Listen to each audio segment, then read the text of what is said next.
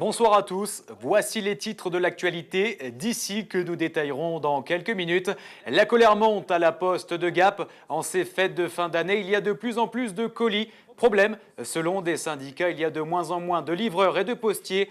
Le compte-rendu au cours du journal. Gros clash hier soir lors de l'avant-dernier conseil municipal. Avant les futures élections municipales de Briançon, l'opposition a claqué la porte du conseil, trouvant que l'ordre du jour était un véritable catalogue de promesses électorales.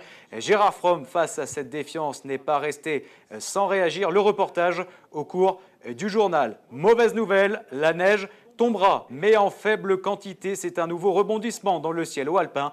Finalement, le flux d'ouest attendu s'est transformé en flux d'est. Résultat, il devrait beaucoup moins neiger demain. C'est fait. Le troisième album des prêtres chanteurs a été enregistré. L'enregistrement s'est terminé cette semaine à Paris. Les premiers concerts auront lieu les 27 et 28 mars prochains en la cathédrale de Gap. Les deux premiers albums ont connu un succès fulgurant, de quoi rapporter plus d'1 million d'euros. Tout autre sujet, les Hautes-Alpes au 50e Salon de l'Agriculture à Paris. L'événement se tiendra du 22 février au 2 mars 2014 avec un stand du département piloté par le CG, la Chambre d'Agri et le CDT. Il aura pour volonté de promouvoir le terroir haut-alpin. C'est ce que nous explique Jean-Yves Dussert. C'est un moment très important. Moi, il y a longtemps, à titre personnel, que je souhaitais que le département soit présent et son propre stand. Et nous aurons notre propre stand avec notre identité, qui est une identité montagne, mais qui est une identité également très variée dans nos différentes productions. Et donc, c'est à ce titre-là que nous avons voulu marquer cette présence par un lancement officiel qui a lieu aujourd'hui. C'est une part de l'économie très importante, mais c'est également une part de notre histoire, une part de notre sociologie, c'est la vie des Hautes-Alpes. On ne peut pas imaginer les Hautes-Alpes sans agriculture, mais en plus l'agriculture constitue, à travers la production elle-même et à travers la transformation et la valorisation, un aspect essentiel de l'économie et de l'emploi dans les Hautes-Alpes, aspect que nous voulons encore développer et mettre plus en avant. L'info ce soir, c'est aussi ce fait divers. Un jeune homme de 21 ans a perdu la vie dans un accident de la circulation. Ça s'est passé à Saint-Laurent-du-Croix. Vous aurez plus de détails dans le JT d'ici. Mais pour l'heure, on passe à l'actualité nationale et internationale avec Dominique Le Guen ce soir. Vladimir Poutine s'apprête à gracier Mikhail Khodorkovsky, l'ex-magnat du pétrole et critique du Kremlin est emprisonné depuis plus de 10 ans. Il est accusé d'escroquerie et d'évasion fiscale. Le président russe a expliqué que Khodorkovsky avait récemment écrit une demande de grâce, ce qu'il avait jusqu'alors refusé de faire.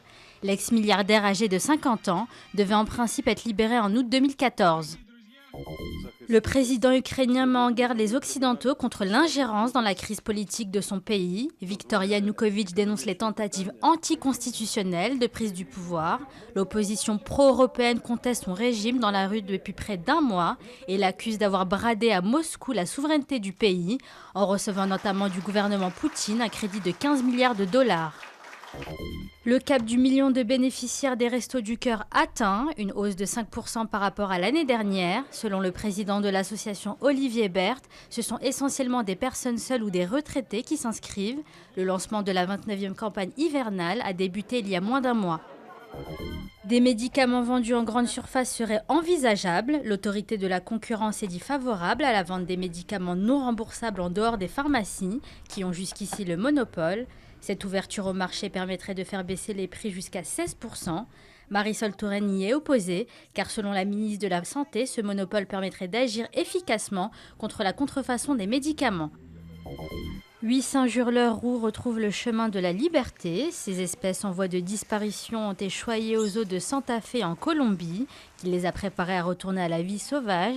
Ces singes vendus par des trafiquants étaient utilisés illégalement comme animaux de compagnie. Les animaux sont libérés dans une zone retirée au nord du pays, où ils ne risquent pas de se retrouver en face de prédateurs dangereux.